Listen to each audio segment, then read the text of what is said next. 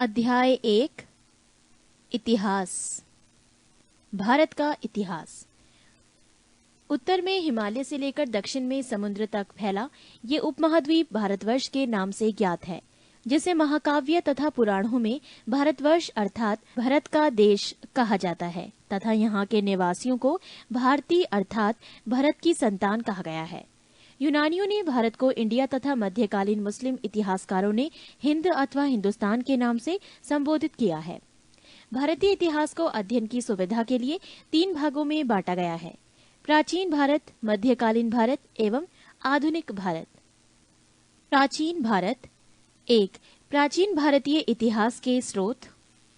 प्राचीन भारतीय इतिहास के विषय में जानकारी मुख्यतः 4 स्रोतों से प्राप्त होती है: 1. धर्मग्रंथ, 2 ऐतिहासिक ग्रंथ, 3 विदेशियों का विवरण, 4 पुरातत्व संबंधी साक्ष्य। धर्मग्रंथ एवं ऐतिहासिक ग्रंथ से मिलने वाली महत्वपूर्ण जानकारी। भारत का सर्वप्राचीन धर्मग्रंथ वेद है, जिसके संकलनकर्ता महर्षि कृष्ण द्वैपायन वेद व्यास को माना जाता है। वेद 4 हैं: ऋग्वेद, यजुर्वेद, सामवेद एवं अर्थवेद। ऋग्वेद ऋचाओं के क्रमबद्ध ज्ञान के संग्रह को ऋग्वेद कहा जाता है। इसमें 10 मंडल, 1028 सूक्त, वाल खिल्य पाठ के 11 सूक्तों सहित एवं 10,462 ऋचाएं हैं। इस वेद के ऋचाओं के पढ़ने वाले ऋषि को होत्र कहते हैं। इस वेद से आर्य की राजनीतिक प्रणाली एवं इतिहास के बारे में जानकारी मिलती है। विश्वामित्र द्वारा रचित ऋग्वेद के दूसरे मंडल में सूर्य देवता सावित्री को समर्पित प्रसिद्ध गायत्री मंत्र है। इसके 9वें मंडल में देवता सोम का उल्लेख है। इसके 8वें मंडल की हस्तलिखित ऋचाओं को खिल कहा जाता है। चातुश्रवर्णीय समाज की कल्पना का आदि स्रोत ऋग्वेद के 10वें मंडल में वर्णित पुरुष सूक्त है, जिसके अनुसार 4 वर्ण ब्राह्मण, क्षत्रिय, वैश्य तथा शूद्र आदि पुरुष ब्रह्मा के क्रमशः मुख, भुजाओं, जंघाओं और चरणों से उत्पन्न हुए। नोट: धर्मसूत्र 4 प्रमुख जातियों की स्थितियों, व्यवसायों, दायित्वों, कर्तव्यों तथा विशेष अधिकारों में स्पष्ट विभेद करता है। वामन अवतार के 3 पगों के आख्यान का प्राचीनतम स्रोत ऋग्वेद है। ऋग्वेद में इंद्र के लिए 250 तथा अग्नि के लिए 200 ऋचाओं की रचना की गई है। नोट: प्राचीन इतिहास के साधन के रूप में वैदिक साहित्य में ऋग्वेद के बाद शतपथ ब्राह्मण का स्थान है। यजुर्वेद सस्वर पाठ के लिए मंत्रों तथा बलि के समय अनुपालन के लिए नियमों का संकलन यजुर्वेद कहलाता है। इसके पाठककर्ता को अर्धवयु कहते हैं। ये एक ऐसा वेद है जो गद्य एवं पद्य दोनों में है। सामवेद ये गाई जा सकने वाली ऋचाओं का संकलन है। इसके पाठ्यकर्ता को उद्रात्र कहते हैं। इसे भारतीय संगीत का जनक कहा जाता है। पृष्ठ 2 अर्थवेद।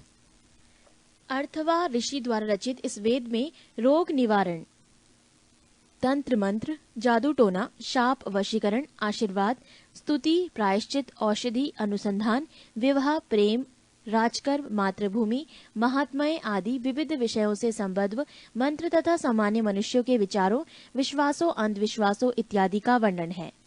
इसमें सभा एवं समिति को प्रजापति की 2 पुत्रियां कहा गया है। नोट: सबसे प्राचीन वेद ऋग्वेद एवं सबसे बाद का वेद अर्थवेद है। वेदों को भली भांति समझने के लिए 6 वेदांगों की रचना हुई है। ये है शिक्षा, ज्योतिष, कल्प, व्याकरण, निरुक्त तथा छंद। भारतीय ऐतिहासिक कथाओं का सबसे अच्छा क्रमबद्ध विवरण पुराणों में मिलता है। इसके रचयिता लोमहर्ष अथवा इनके पुत्र उग्रश्रवा माने जाते हैं। इनकी संख्या 18 है, जिनमें से केवल 5 मत्स्य, वायु, विष्णु, ब्राह्मण एवं भागवत में ही राजाओं की वंशावली पाई जाती है। पुराण और संबंधित वंश: विष्णु पुराण, मौर्य वंश, मत्स्य पुराण, आंध्र सातवाहन, वायु पुराण, गुप्त वंश। नोट: पुराणों में मत्स्य पुराण सबसे प्राचीन एवं प्रामाणिक है। अधिकतर पुराण सरल संस्कृत श्लोक में लिखे गए हैं।